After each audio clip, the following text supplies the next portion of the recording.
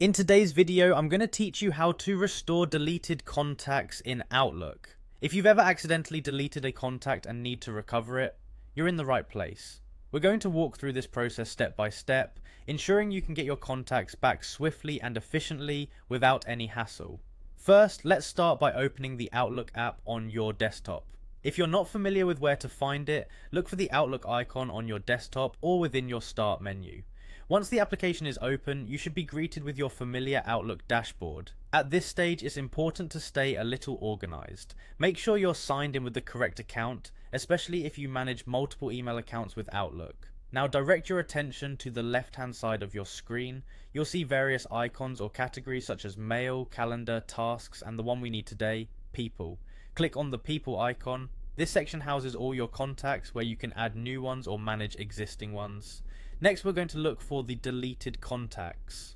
On the top of your navigation bar, you should notice a category labeled deleted. Go ahead and click on that. You might be surprised to notice that all of your deleted items, including contacts, are here. They aren't gone for good, which is great news if you've accidentally removed someone from your contact list.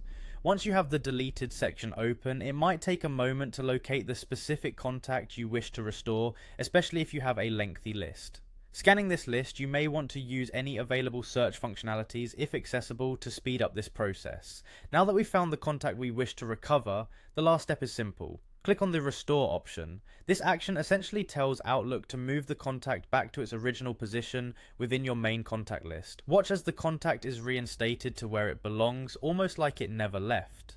It's important to remember that certain organizational policies or time limits might affect how long your contacts remain in the deleted folder.